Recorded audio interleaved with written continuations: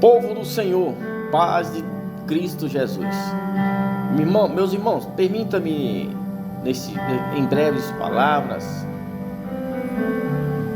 trazer uma reflexão da palavra de Deus. Estou eu aqui na congregação e o Senhor me trouxe aqui uma palavra que eu queria compartilhar com os amados irmãos. Se encontra no livro de Apocalipse, capítulo número 3, versículo de número 15. Disse Jesus para que João escrevesse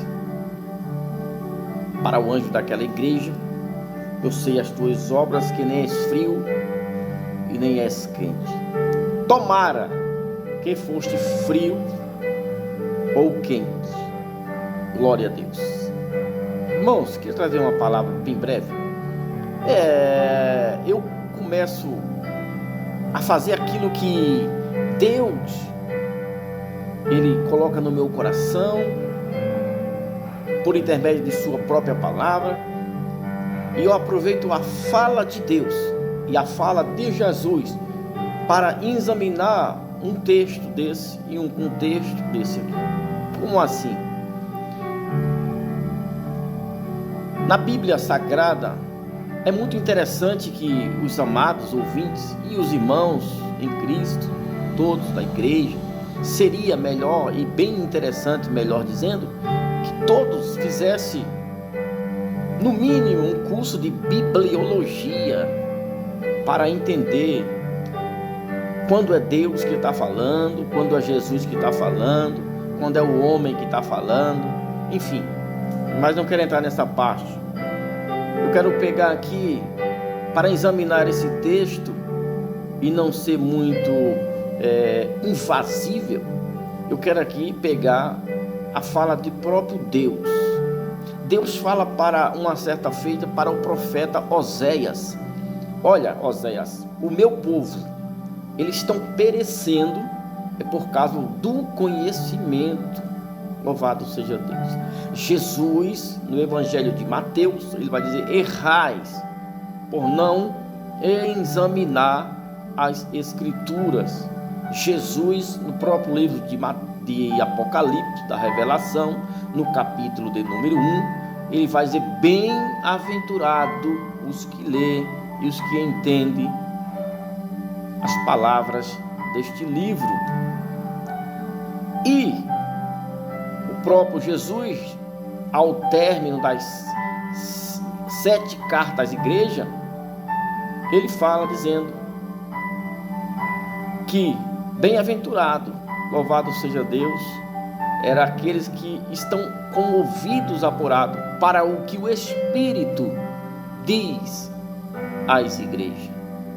Então, irmão, o que eu queria frasear, o que eu queria falar nesta noite sobre este versículo que li, é que vejo uma erroneidade de sobremaneira sobre esse texto, sobre essa carta de Apocalipse, e pessoas indo até altares, a púlpitos grandes, convenções, congressos, e trazendo coisas que não estão escritas na palavra, né? Louvado seja Deus.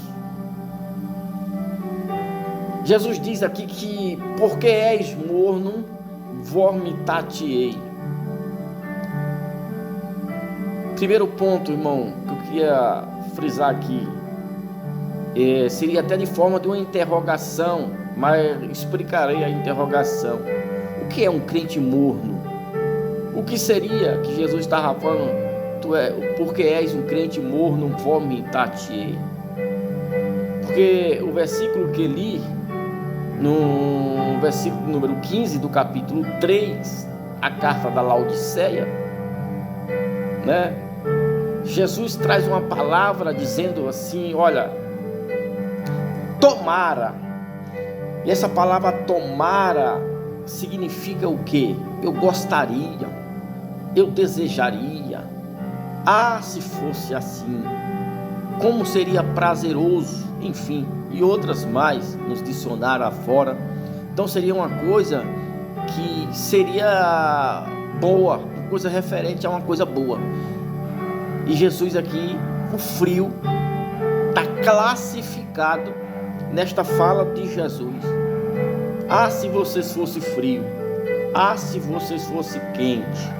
Então por que, irmão, nos altares, nos púlpitos, muitos pregam contra o crente frio, o cristão frio, que é uma geladeira humana, que é igual um pinguim, que se chegar perto dele pega a pneumonia. Irmão, Jesus está dizendo aqui, irmão, coisas lindas. Eu queria trazer uma pequena palavra sobre esses três crentes: frio, quente e morno.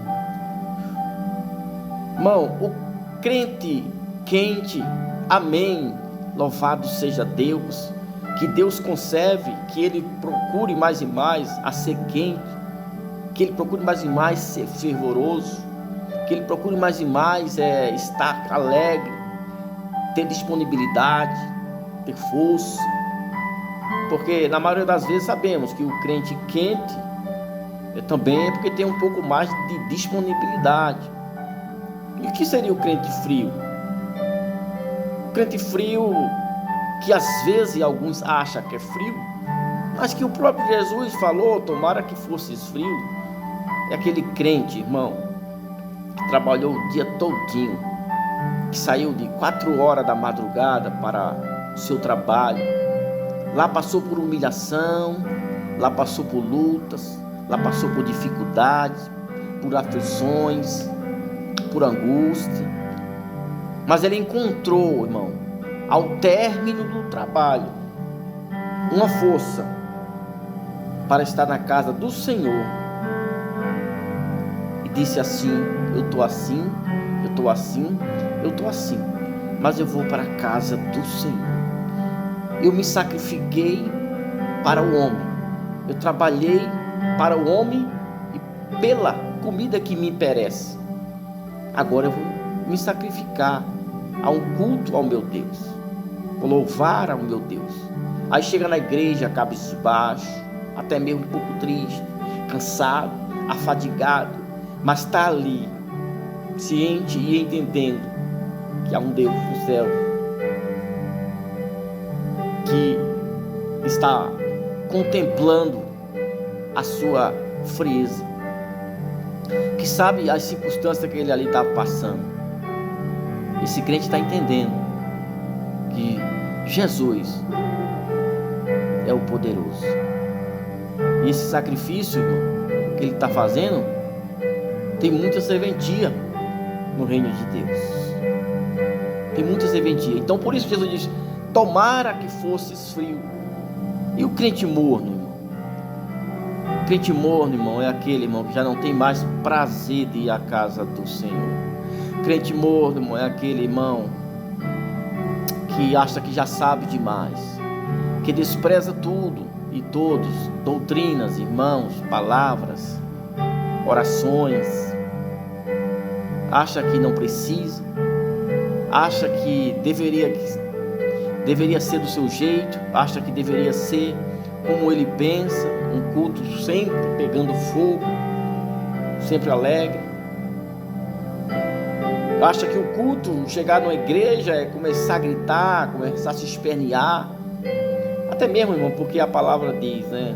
Efésios capítulo 4, versículo número 30: tirai do meio de vós toda gritaria. E ali está falando que é sobre o Espírito, o fruto do Espírito.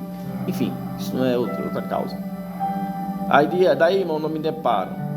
A pessoa, quando falta Bíblia e palavra, a pessoa começa a ser papagaio na igreja e não começa a entender o que é um culto. Entrando agora, e o crente morno, ele foge totalmente da comunhão. O crente morno, ele foge totalmente da união. Por isso, Jesus falou: eu vou vomitar-te-ei. Uma certa feita, o salmista, Salmo de número 133, versículo 1, 2, 3, vai dizer: o quão bom, quão suave é que os irmãos vivam em união. É como um óleo precioso que desce na cabeça, escorrega na barba, pela gola, pela orla dos seus vestidos, até a orla das suas vestes. É como no Monte Hermon, quando o Senhor resolveria abençoar o seu povo, e ali ele derramaria a bênção para sempre sobre o povo. Precisamos entender esse salmo, e o crente morno, ele já não tem mais essa consciência. O crente morno, ele já não tem mais essa consciência do que é esse óleo precioso que o salmista está falando. Ali, irmão, simboliza as 4 fases da igreja. A unção, o salmo da unção, que foi derramada no sacerdote que era Arão. E sabemos que o nosso sumo sacerdote agora é Jesus Cristo. Então ali naquele salmo está escrito, e a gente sabe como foi Arão foi escolhido para ser o primeiro sacerdote, e o óleo transbordou na cabeça de Arão. Então essa unção agora, ela é derramada sobre a cabeça do nosso sumo sacerdote. Ela foi derramada, que é o nosso cabeça da igreja, que é Jesus Cristo. E o óleo da unção, irmão, ele não para, desce pela barba, e a barba de Arão simboliza ali o ministério dos apóstolos. A unção continua derramando sobre a igreja na época dos apóstolos, e a unção não para, desce para a gola, onde vai falar da igreja primitiva. A unção derramada na igreja primitiva, onde deram suas vidas, onde foram para as covas de leões, onde fizeram tudo isso por causa da unção, o óleo transbordando sobre eles. Aí continua a descer sobre as suas vestes, a igreja contemporânea, passando cheia da unção, cheia da graça, até chegar nas suas orlas, que é a igreja do arrebatamento, que é eu, você. Chegar em nós hoje, essa unção continua, essa unção precisa continuar nas nossas vidas, na comunhão, na união. Louvado seja Deus. E sabemos, irmãos, que unção é totalmente diferente de dons. Unção é diferente de dons. Muita gente vai chegar naquele dia e dizer: Senhor, em teu nome eu curei. É dom isso aí, irmão. Em teu nome eu fiz isso, eu fiz aquilo outro. Isso é dons. A unção é diferente disso aí. Jesus vai falar para ele: apartai-vos de mim, maldito, porque eu não te conheço. Mas em teu nome eu gritei na igreja, eu glorifiquei o teu nome. Apartai-vos de mim. Unção serve para ter 3 coisas, irmão. Serve para levar você aonde você nunca e nem jamais conseguiria ir. Serve para fazer você ter o que jamais você conseguiria ter. A unção, ela capacita você a fazer, irmão, aquilo, irmão, que homem na terra nenhum conseguiria fazer. E ela te levar a lugares aonde ninguém conseguiria te levar. Isso é a unção de Deus derramado. Por isso que você vê às vezes missionários se doando no mundo afora, atrás de alma. A unção está derramada na vida dele. Irmãos, para continuar, para fazer aquele texto que eu falei, que eu mencionei, sabemos que Jesus, quando é levado ali ao matadouro, o profeta Isaías, ele vai dizer, né? O profeta Isaías, ele vai mencionar, né? Ele foi como uma ovelha. E uma ovelha, está no texto, irmão, está no texto. Uma ovelha muda. Ele não foi se sacrificar para o culto, gritando, dando glória, pulando, agitando, ou fazendo sermões. Não, ele foi mudo. Por isso que nós temos que ser como ovelha. Porque se fosse como um bode, o bode pula, o bode grita, o bode berra. Nós somos cristãos. Há momentos da nossa vida que a gente está mudo, quieto, calado. Só nós e o Senhor sabe como nós se encontramos.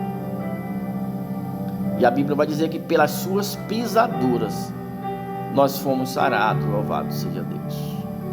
Diz os historiadores que quando Jesus passava nas cidades ali, para ir ao caminho do Gólgota, aonde o seu sangue pingava, os enfermos pisavam, os enfermos eram curados, para se cumprir o que o profeta falou, que pelas suas pisaduras seriam curados.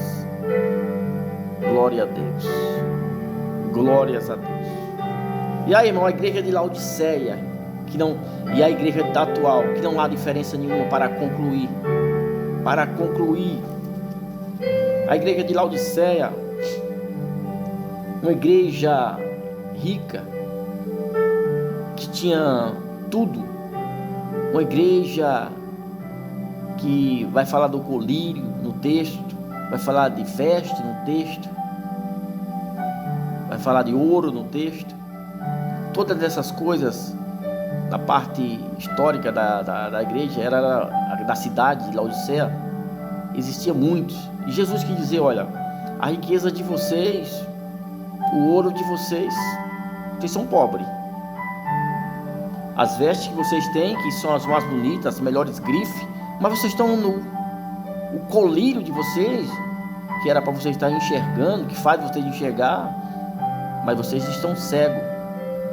É o que está acontecendo, irmão, hoje, no dia a dia. Irmão, temos que saber uma coisa para concluir, que o tempo não me espera aqui. Para concluir, temos que entender uma coisa: o materialismo, ele nos atrai ao ateísmo. A gente, quando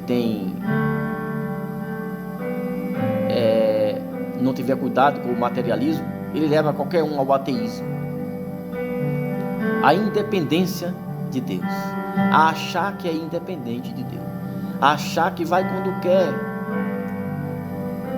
quando desejar, quando sentir vontade. Não é bem assim. Então, que nós possamos ser um crente frio, ou um crente quente, porque o Senhor, Ele está às portas e Ele bate. Aquele que deixar, Ele entrará. Mas o interessante, eu quero voltar a uma mensagem anterior que eu falei sobre Sansão, sobre a moinha de Sansão. Por mais que a igreja, elas estejam assim, que Laodiceia estava assim, que as atuais sejam assim, nesta igreja, irmão, tem várias repreensões de Jesus, né?